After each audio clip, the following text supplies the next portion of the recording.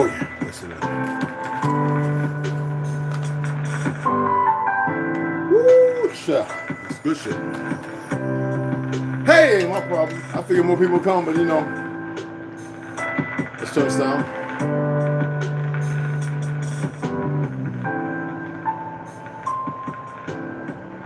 I guess some people are bothered about what I'm saying, like I give a fuck. I guess they're not getting the message. Some of these young motherfuckers, dude pull up beside me looking in the truck, right? I looked at him and was like, fuck are you? I was at the gun range talking with some people, like I said, Todd, Rob, and a few other people. They're working on the Forest Rangers cabin. They're building it up. They're building a new one because the old one was kind of shit. All right. I said, I got to get this reading in. So I'm going to read a little FLATLANTIS. And I'm going to go right into reading Infinita because I want to get it done. And I know it's about 2, 3 o'clock. And I don't want to have you guys bored to death or whatever. Funny thing is, we got a lot of people who don't know shit talking about Kanye. Vegan. They're delicious. But anyway, talking about Kanye, and every time, I just have the same for us. When people talk about Kanye, they don't punctuate this, that, and the other, and they want people to get the point. And it's all based on opinion. Niggas, if you don't stop the division and separation, I'm gonna separate myself from you. I don't need fucking YouTube. I don't need shit. And I don't need y'all. I'm here to share something with you. So that way we can grow together. Dead ass. I don't care if you're pale, yellow, whatever. Everybody to me is ignorant as fuck. And that maybe, and I believe that in return, keeping the mind like a white belt, like I don't know everything. Somebody can interfere, and some people will share some shit. But it's growing. Look, it's getting old. I'm growing tired of it. Because I'm real about it. There's a difference.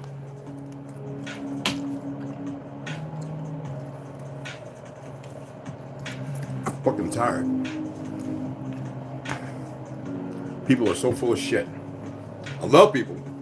But what you've been doing, where you've been, has not a goddamn thing to do with what I'm fucking teaching. I had to give my boy some good weed, man. Where we live at, we can do that. No, we all stand outside and we blaze. I do mostly Delta 8 CBD. Every once in a while, I might have a little THC. Depends on how I'm feeling. But most times, it's Delta 8, shit like that. Get the synapses and shit firing right. Pain. Surgeries, you know what I mean? And the shit works, so. It's so good. And I got Carolina Reaper hot sauce on here. That's Carolina Reaper hot sauce, people. Oh yeah, I love hot shit. Maybe that's why my libido's so good. I don't know. Oh my God. That's perfect. Spicy as hell, though. Let's go ahead and get in this reading so we can get it done. I know people got things they got to do, and places they got people they got to see, and things, places they got to be. Places they got to be, and people they got to see. All right? I actually have another book coming in today, but I'm not going to show that right now. Yes, but I get 2 or 3 books every week. And I get free books, ebooks, PDF downloads that come to me all the time. Asking me about the stuff that I write and send in, or the stuff I did in college and I send off. I shared that before. And everybody was asking, James, is that you? I said, what name does it say? James C. Branch. I didn't know you do that. It's no big eyes. Yes, that's what the fuck I do. Stop acting like you know me. All right? Get to know me. All right. So we're at the early polar history and exploration.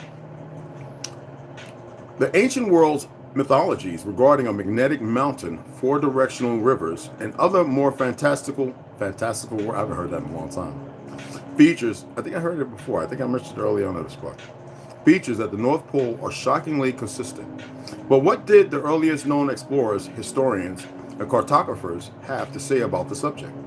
Pytheas, the earliest recorded explorer of the North Pole in the 4th century BC, claimed to discover an island he called ToLU'S, the farthest northern land, and gave an account sounding. And let me hit y'all to something. Somebody watching my videos, I hope you're watching, brother. He doesn't have to say nothing. It's a pilot here. He doesn't fly no more. Shit's about 78 years old, 79 years old.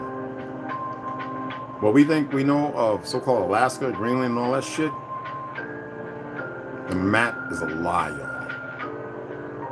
That's all I'm going to say. Straight out the ancient mythology. And you know, whenever they say mythology or any of those words that would allude to you to believe that it's some kind of old mystic spoke or a story time tell or something like that, remember, backwards, reverse, upside down, inverted. Always remember that. And in his book entitled On the Ocean, Pytheas wrote, the island was more than 40,000 stadia, which is length or height. And in this region, there was no longer either land properly so-called, or sea or air, but a kind of substance concreted from all these elements. That means gathered together and hardened, resembling a sea lungs, a thing which the earth, the sea, and all the elements are held. And I'm going to tell you all about the other thing that I was looking for. The other thing I was looking for, and it popped up in my head. Excuse me. The earth, the sea, or the elements resembling a sea lungs, a thing which the earth, the sea, and all the elements are held in suspension. Hanging gardens, hanging oceans, hanging mountains, floating mountains, magnetic, powerful. Does that make you think about a movie with tall blue people? And this is a sort of bond to hold all together, which you can neither walk nor sail upon. Pytheas claimed upon reaching the northernmost point accessible that land, air, and water somehow became like one substance similar to a jellyfish and was completely impassable. And then again, it sounds like waters above our dome. Remember now, for them to come in here, there's only one race that can come through our dome. And it's not even as we perceive it. But the greater dome, they cannot. They have to come through portals. Little remains of Pytheas, original. That's why I keep telling you what they made CERN to allow them easier access in here, developed by them, not by these idiots here. A Pytheas, original account, but second-hand sources like Strabo inform us regarding the inhabitants of the surrounding northern islands. He says that of the animals and domesticated fruits, there is an utter death of some and scarcity of others, and that the people live on millet and other herbs, and on fruits and roots, as we once did. And where there are grain and honey, the people get their beverage also, as we used to make honey beer.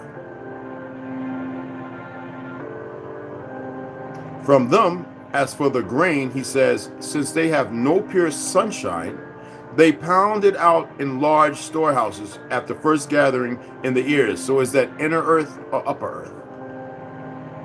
In the ears thither. For the threshing floors become useless because of this lack of sunshine and because of the rains.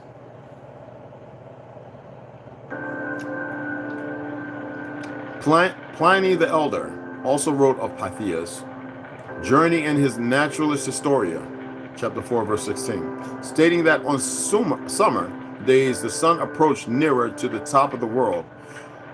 Owing to a natural circuit of light, the underlying parts of the earth have continuous days for 6. So this is above what we know. And the sun and moon do not go to a certain height, but are in a plane not that high above us. And I believe the recorded thing was 300,000 feet. Circuit of light, the underlying parts of the earth have continuous days for 6 months at a time. And we know about Alaska, was it 3 months, 4 months? I forget. And continuous nights when the sun has withdrawn in the opposite direction towards winter. Pytheas of Morelos writes that this occurs in the island of Thule, 6 days voyage north from Britain. Pytheas states that the north of Britain, the tides rise 80 cubits. Holy shit. 80 cubits. Remember how long a cubit is? 3 forearms or something like that? Anyway, the most remote, if I'm wrong, correct me. The most remote of all is Thule, in which we have pointed out there are no nights at midsummer, when the sun is passing through the sign of the crab. And on the other hand, no days at midwinter. Indeed, some writers think, is that Cancer or something like that? Anyway, think this is the case for periods of 6 months at a time without a break. 1 day's sail from Thule is the frozen ocean called by some the Cronian Sea. The earliest voyage to the north is that claimed by Pytheas, the distinguished Phoenician astronomer and geographer of Marseilles. They will have you believe Marseilles is where? Other than Phoenician. But they want you to believe Phoenician is somewhere over by Ethiopia, or it is not. And geographer of Marseilles. He flourished 320 BC. His works were extant and in the 5th century, but are no longer found. Pliny and Eratosthenes gave full credit to his narrations. Try West. Excuse my French. Pardon me. Narrations, though Strabo shows great hostility to Pytheas, whose accounts he refused to receive, saying that he made use of his acquaintance with astronomy and mathematics to fabricate his false narrative. Are we dealing with that now? And you will learn some more about that.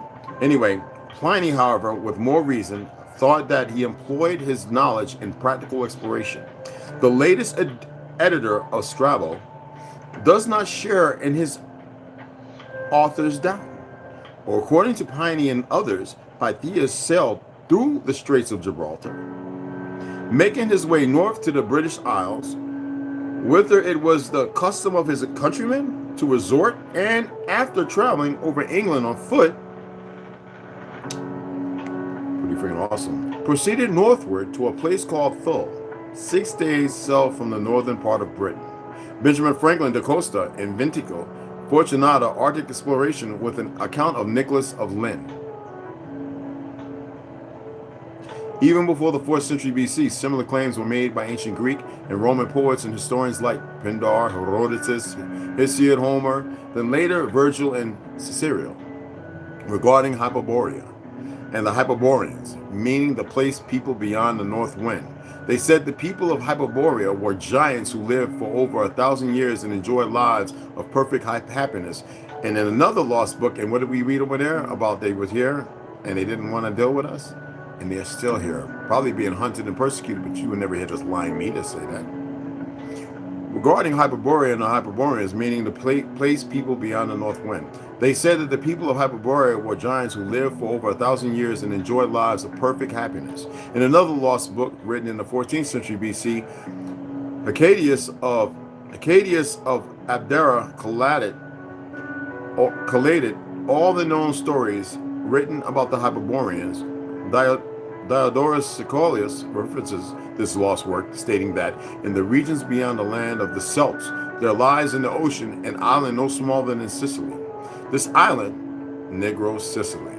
This island, the account continues, is situated in the north and is inhabited by the Hyperboreans, who are called by that name because their home is beyond the point whence the north wind Boreas blows.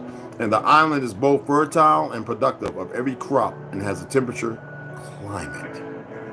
Now let's go into, I'm going to stop right there. We'll get into the classical Greek narrations of solstice and all that other stuff next. Pretty friggin' interesting, isn't it? I am not in no rush to read, but damn it, I wanted to make sure I don't feel like I let y'all down, but when I say something, I like to be punctual. But I get caught up. I'm 56. I deal with people and I talk with people about some serious shit. Okay, the lands of the clones. I know you guys were waiting for this. Let's get the likes up. I'm tired of asking you wayward people to come sitting here just looking and listening. It makes no sense. It's free. It's not going to hurt you or harm you. You don't necessarily have to like it. Just give the thumbs up. We support one another, unless you're that wayward and narcissistic and sociopathic. Then in that case, go on somewhere and watch Jeffrey Dahmer or It. You dig what I'm saying? Thumbs up. And yes, one of this shit was here. He's the one that shows me who watches my videos. Stupid people. Chapter 16, the lands of the clones. Second Earth, lands of clones. Now we're going to be dealing with America 2,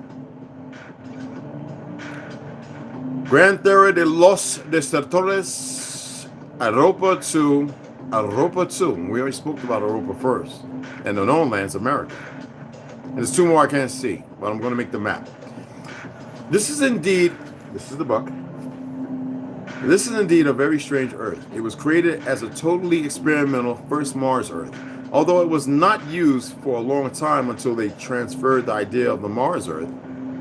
Check this out. The first to penetrate this circle environment were the Anunnaki. The Ankh and all that stuff, the grand walls, the grand doors you see all in the buildings that remain of Tartaria, 90% of those buildings were destroyed or incorporated. Remember that, people. Remember I showed you a picture that it said a building established 795? Pay attention. Circle environment were the Anunnaki, finding only life in a very early stage of development.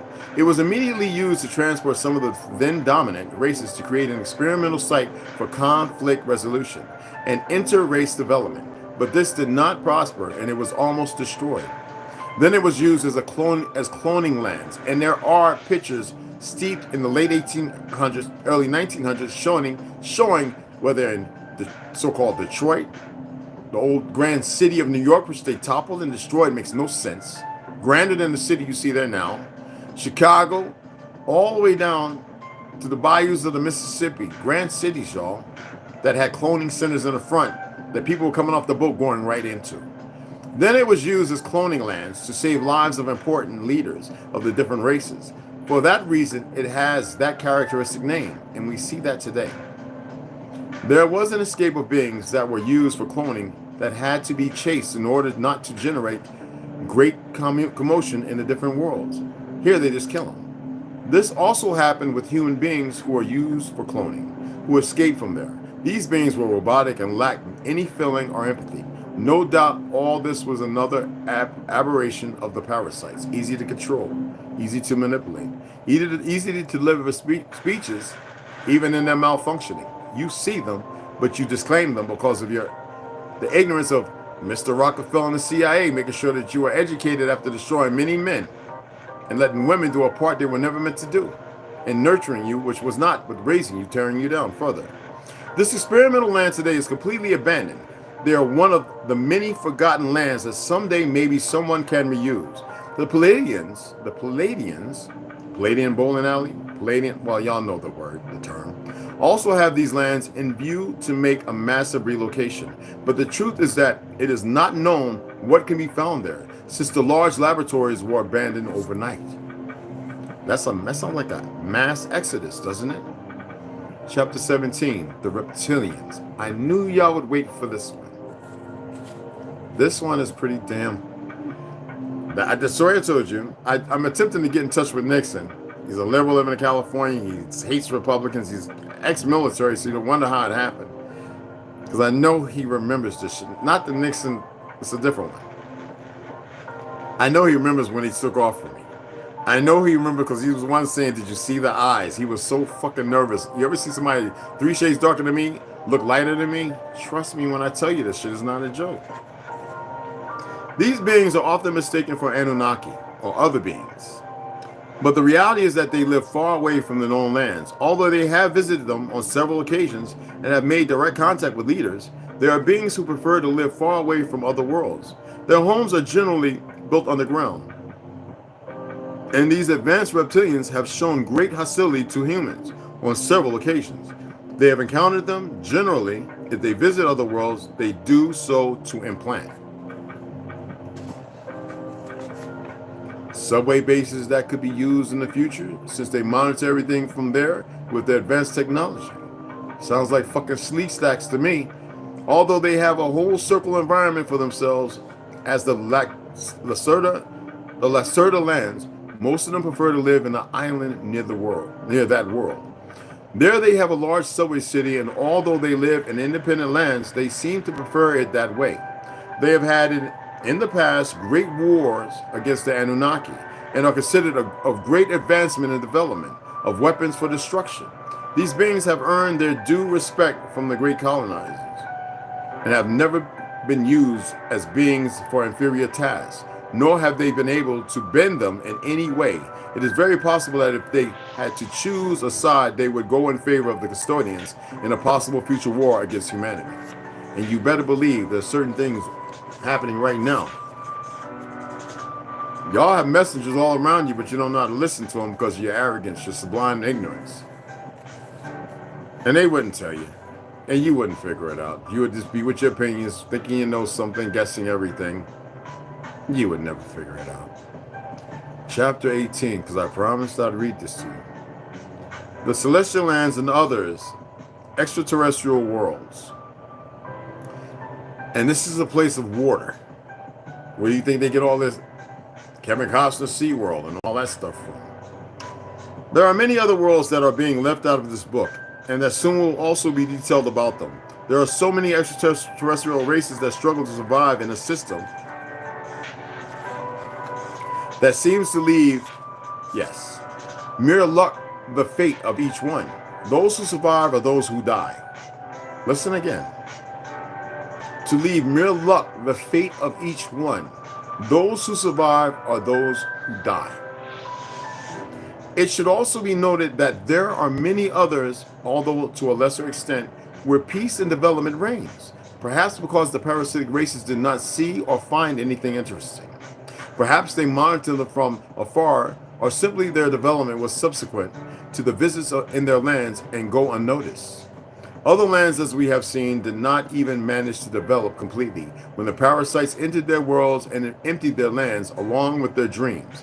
Besides staining their history completely with blood, manipulated and changed their futures forever. The human being was broken and still could not twist the destiny for which he was created. His kingdom was taken a long time ago, and it does not seem that they will leave the throne soon. Perhaps it is time to reveal themselves to the despot kings. It is true that at least 3 colonizing races weigh on us, and Greys, Anunnaki, and Anakim. Anakim, where do you think we get the Ankh from? The pyramids, who taught us to build weapons because they were at war with the custodians. But who do you think came back to destroy them in a pack? And who has been visiting us non-stop? The Greys. What are the lizards really here for? Don't interfere and don't worry about it. And y'all stop doing that. That's a lizard, that's a lizard. Y'all sound so fucking stupid. Although we are still standing, we are being emptied spiritually every day. The depth of the human being will not be physical, but it will be when we reach the point that there is no being in the known lands who knows that inside in his spiritual potential enough to change everything around. You are beyond a fucking Superman. You are beyond anything you can fucking imagine. You are beyond words. Otherwise, we wouldn't exist. We must also learn from many other races that managed to overcome. We must follow some of their techniques to overcome the oppressive and manipulative power in which we live here. Many of these races are willing to help in the path towards the awakening and human freedom. But you motherfuckers have been doused, chemically lobotomized, chemically castrated, and chemically decapitated. It should not be forgotten that the celestial lands, the mysterious and hidden lands where the parasites could never enter, and that they tried with all their technology together, continue to keep our secret. The one that only we humans carry, the source of life. Maybe we are the link to the other lands behind this great dome. The fear of the colonizers is real because they cannot manipulate our essence. They only manipulate our physical environment. Nothing can harm our inner self. It is time to wake the fuck up. That's why I said in the last part I read that fear itself. Stop being scared. Stop being antithesis to your own fucking problems and stop creating them. Because there's no order out of fucking chaos. Part 2, the interview with Helen, the known lands, and the last reset. And we'll get into the chapter 19, the navigator's daughter born in an ancestral republic. And we'll go through that. And I'll read that all to you in chapter 20, William Morris, the man who tried to change the course. And I'll break all that down to you tomorrow. All right? Oh, there's a couple more books. I mean, there's more chapters. All 28, 30, I think, like that. But we'll get into that later on. So tomorrow we'll pick that up, and I hope you enjoyed the reading, because after this, we go You know what? I'm not doing the Pueblo Revolt because I've been hearing so much stuff. No, I got a real good one as far as that history. Damn, I got weed everywhere.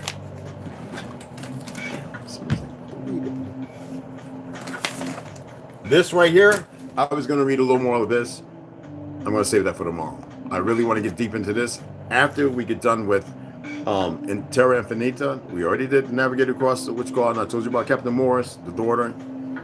Then we'll get into, after this, the gold disc of Kusa.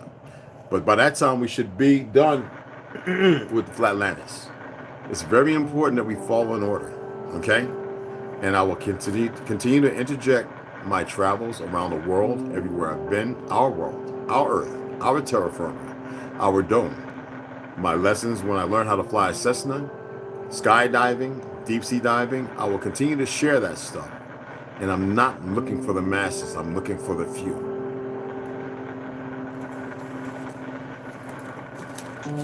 That will never change. And then when we get done with all that, we'll read. You need to order it so you can read along with me, because I'm not going to read every bit of it. My brother Jamil Shamsid will go through his book, Don't Call My Dummy No Dummy, and it will flip your script about these lands. Historical records, Library of Congress, all of them. And actual people telling the stories, not the lies that are promulgated. So we don't need no more division. We don't need no more divisive ideologies and the pure pleasure of stupidity and pain. Because to you people that enjoy that, you're fearful. You're not fearless. You're fearful. You're cowardly. And you're redundant in the fact that your ember, your hava, your light, is but a speck of a. You saw me yesterday with a ferro rod. You saw all those sparkles coming. Now imagine one of those sparkles being yours when your shit can be bigger than the aurora borealis. Oh, my brother. I wonder if he got this. His brother of mine is a police officer. I worked out with. I hope he got the position. Anyway, with that being said, I'm gonna give some shout outs and we'll pick it up tomorrow. Because I'm about to finish. Look, man. I don't know about y'all, but I love my motherfucking Spanish food, bro. And I cook it all the damn time. I can't stop eating. Potential spam. Oh my God. Y'all heard that. Potential spam. What's wrong with these Hindus, man? Anyway, y'all know I love y'all. Get some shout outs and we'll pick it up. Rondo, what's up? Always in the house. Ella, Achuma. West Side. Salute, brother. Kuramio. Hava. Big Pontiac. Good vibes meditation. Yes, sir. Number mad love and respect to all. We don't have to walk in darkness. Darkness was put over us. We move in light. We move in light. Enlightened environment. Everything has an end, but light has none. We're enlightened, and we need to act that way and practice it until we become that way. All right? Y'all have a grand day.